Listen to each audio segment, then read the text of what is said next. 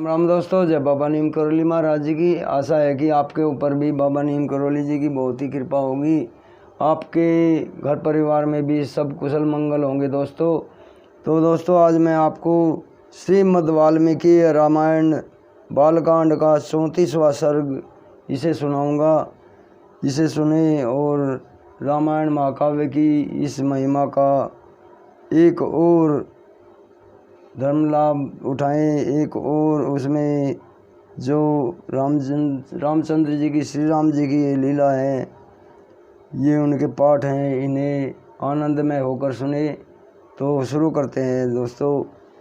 श्रीमद् वाल्मीकि रामायण बालकांड 34वां सर्ग। गादी की उत्पत्ति। कौशिक की प्रशंसा। विश्वामित्र जी का कथा बंद करके आधी रात का वर्णन करते हुए सबको सोने की आज्ञा देकर शयन। रघुनंदन विवाह करके जब राजा ब्रह्मदत्त चले गए, तब पुत्रहीन महाराज कुशनाभ ने श्रेष्ठ पुत्र की प्राप्ति के लिए पुत्रेष्टि यज्ञ का अनुष्ठान किया। उस यज्ञ के होते समय परम उदार ब्रह्म कुमार महाराज कुश ने भूपाल कुशनाभ से कहा, बेटा, तुम्हें अपने समान ही परम धर्मात्मा पुत्र प्राप्त होगा। तुम गादी नामक पुत्र प्राप्त करोगे और उसके द्वारा तुम्हें संसार में अक्षय कीर्ति उपलब्ध होगी। श्री राम पृथ्वीपति कुशनाभ से ऐसा कहकर राजश्री कुश आकाश में प्रविष्ट हो सनातन ब्रह्मलोक को चले गए। कुछ काल के पश्चात बुद्धिमान राजा कुशनाभ के यहाँ परम धर्मात्मा गादी नामक पुत्र का जन्म हुआ। कुलभूषण रघुनंदन, वे परम धर्मात्मा राजा गादी मेरे पिता थे। मैं कुश के कुल में उत्पन्न होने के कारण कौशिक कहलाता हूँ। राघव मेरे एक ज्येष्ठ बहन भी थी, जो उत्तम व्रत का पालन करने वाली थी। उसका नाम सत्यवती था। वह ऋचिक मुनि को ब्याही गई थी। अपने पति का अनुसरण करने वाली सत्यवती शरीर सहित स्वर्गलोक को चली गई थी। वहीं परम उदार महानदी कौशिक के रूप में भी प्रकट होकर इस भूतल पर प्रवाहित होती है। मेरी बहन जगत के हित के लिए हिमालय का आश्रय लेकर नदी रूप में प्रवाहित हुई है। वह पुण्य सलीला दिव्य नदी बड़ी रमणीय है। रघुनंदन मेरा अपनी बहन कौशिकी के प्रति बहुत श्रेष्ठ है, बहुत ही स्नेह है। अतः मैं हिमालय के निकट उसी के तट पर नियम पूर्वक बड़े सुख से निवास करता हूँ। पुण्यमयी सत्यवती सत्य धर्म में प्रतिष्ठित है। वह परम सौभाग्यशालिनी पतिव्रत देवी तथा यहाँ सरिताओं में श्रेष्ठ कौशिकी के रूप में विद्यमान है। श्री राम, मैं यज्ञ संबंधी नियम की सिद्धि के लिए ही अपनी बहन का सानिध्य छोड़कर सिद्धाश्रम बक्सर में आया हूँ। अब तुम्हारे तेज से मुझे वह सिद्धि प्राप्त हो गई है। महाबाहु श्री राम, तुमने मुझसे जो पूछा था उसके उत्तर में मैंने तुम्हें सोनभद्र तटवर्ती देश का परिचय देते हुए यह अपनी तथा अपने कुल की उत्पत्ति बताई। रघुनंदन, मेरे कथा कहते कहते आधी रात बीत गई है। अब थोड़ी देर नींद ले लो, तुम्हारा कल्याण हो। मैं चाहता हूँ कि अधिक जागरण के कारण हमारी यात्रा में विघ्न ना पड़े।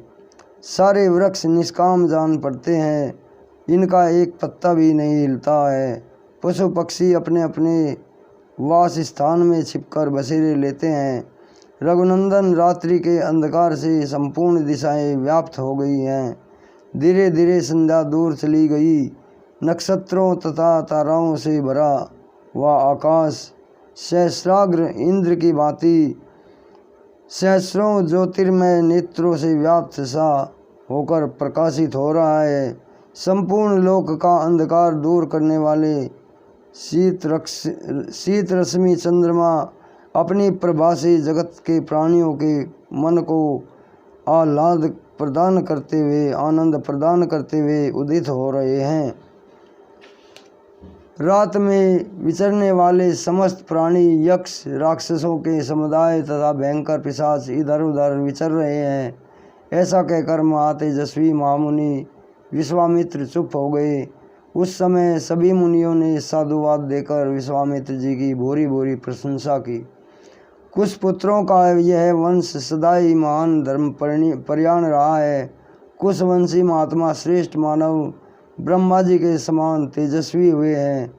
माय यशस्वी विश्वामित्र जी अपने वंश में सबसे बड़े महात्मा आप ही हैं तथा सरिताओं में श्रेष्ठ कौशिकी भी आपके कुल की कीर्ति को प्रकाशित करने वाली है। अतः आनंद मग्न हुए उन मुनिवरों द्वारा प्रशंसित श्रीमान कौशिक मुनि अस्त हुए सूर्य की भांति नींद लेने चले गए। वह कथा सुनकर लक्ष्मण सहित श्री राम को भी कुछ विस्मय हो आया। वे भी मुनि श्रेष्ठ विश्वामित्र जी की सराहना करते नींद लेने चले गए। इस प्रकार श्री वाल्मीकि निर्मित आर्ष रामायण आदि काव्य के बालकांड में 34वां सर्ग पूरा हुआ। जय श्री राम, जय हनुमान बजरंगबली, जय बाबा नीम करोली महाराज की। राम। दोस्तों, ये श्रीमद् वाल्मीकि रामायण बालकांड का 34वां सर्ग आपने सुना। इसे आगे भी शेयर करें दोस्तों, ताकि आपको और भी ज़्यादा धर्म लाभ मिले। ये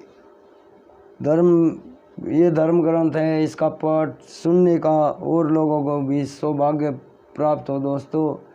तो अभी मैं आपसे विदा लेता हूँ। कल फिर मैं आपको किसी अन्य महिमा का बाबा की वर्णन करूँगा और बालकांड का 35वां सर्ग आपके सामने लाऊंगा। तब तक के लिए राम राम। जय बाबा नीम करोली महाराज जी की, जय हनुमान जी की।